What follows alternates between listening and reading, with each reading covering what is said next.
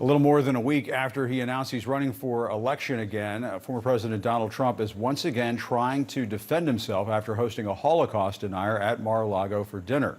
Nick Fuentes has been identified by the Anti-Defamation League as a white supremacist who has called for the military to be sent into black neighborhoods, and he's also demanded that Jews leave the country. In a post last night on Truth Social, Trump once again claimed he didn't know who Fuentes was, but that he was brought to the dinner by rapper Kanye West, who has also had a history of making anti-Semitic remarks. Trump also wrote, quote, so I help a seriously troubled man who just happens to be black, Kanye West, who had been decimated in his business and virtually everything else, and who had always been good to me, by allowing his request for a meeting at Mar-a-Lago alone so that I can give him very much needed advice. He shows up with 3 people, 2 of which I didn't know, the other a political person who I haven't seen in years. I told him, don't run for office, a total waste of time, can't win.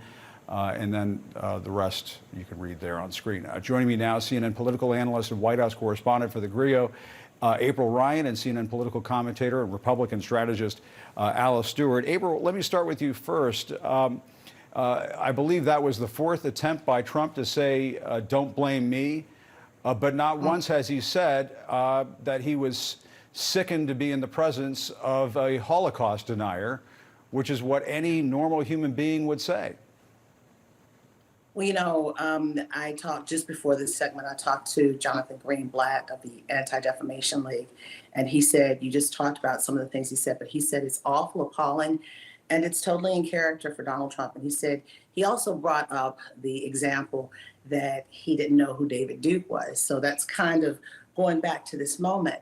But, and then he also, Greenblatt also talked about Kanye West and the fact that he's also exhibiting racist behavior with White Lives Matter and his talk about slavery, and then also his misguided mindset, if you will, on what happened to George Floyd.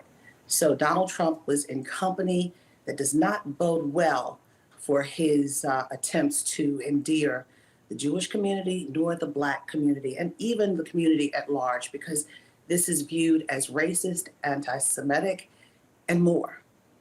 Yeah, and we're talking to Jonathan Greenblatt, by the way, from the Anti-Defamation League in our 5 o'clock hour, so stay tuned for that. But Alice, you know, part of the problem with Trump's explanation is, as ridiculous as it is that we've heard a version of this before, multiple times, in fact. Let's watch. Well, just so you understand, I don't know anything about David Duke, okay? I don't know anything about what you're even talking about with white supremacy. You also had people that were very fine people on both sides. What do you want to call them? Give me a name. Give me a white name. supremacists and white like me to condemn? White supremacists and right Proud Boys, stand back and stand by. Alice, what did you think when you heard about this? And why are we not seeing you know, a stampede of Republican leaders coming forward to absolutely denounce this and say Donald Trump is no longer a member of this party? We just aren't seeing anything like that.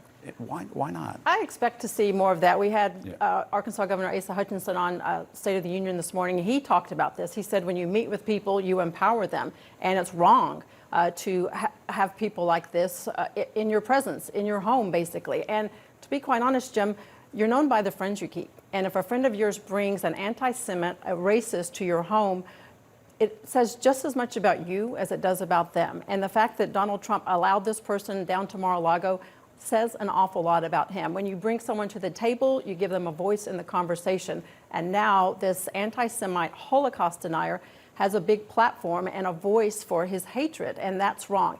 Here's the political implication of this, Jim. You know how this works.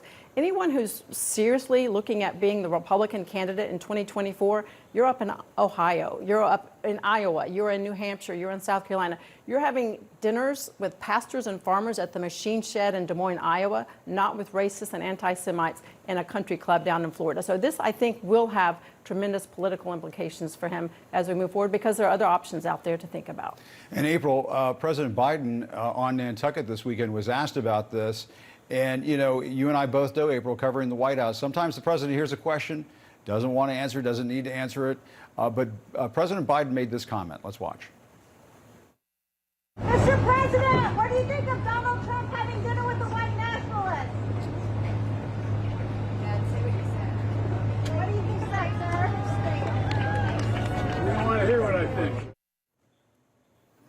April, what did you think of that? Well, you have to remember that those words still speak volumes. You don't want to know what I think. But this president, this current president, became a candidate for the Oval Office because of what happened in Charlottesville and that clip you just played. There are very fine people on both sides.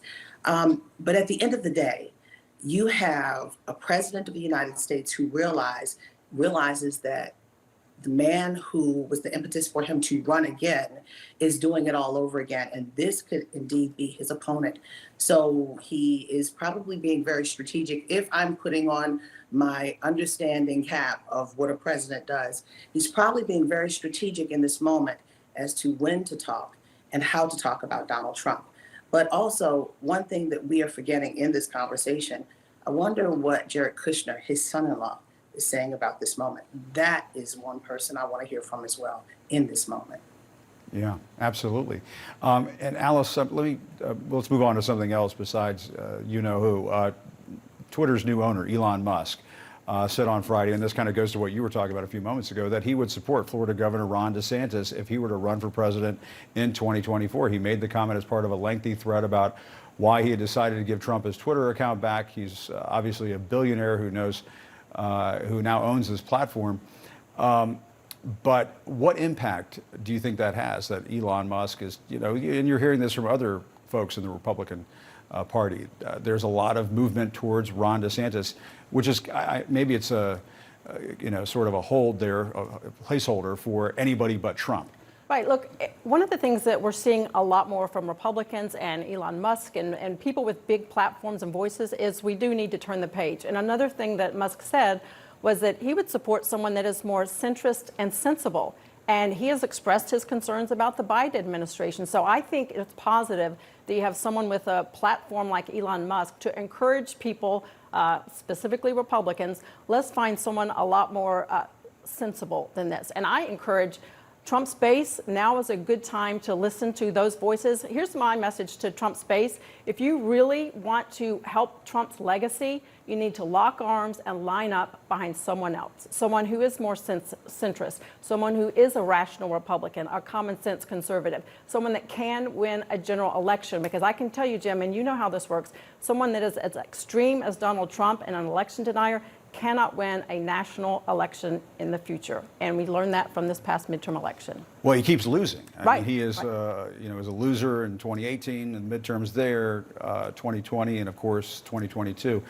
April, Musk also said that he was, quote, fine with Trump not using his restored account. I mean, I guess we do have to remember, April, why Trump's account was shut down. It was shut down because of Trump inciting an insurrection on January 6th. But what do you make of what Elon Musk is doing there? Words matter, and Elon Musk has aligned himself by allowing Donald Trump to have his Twitter account back with someone who's very controversial as an investigation continues on what happened in January 6th and other issues. But at the end of the day, Elon Musk owns Twitter like he owns Tesla. It is his entity, but it's also others' decision to stay on it. There has been a change with Twitter, a noticeable change. And the question is, how long will people stay with Twitter as these changes continue to unfold?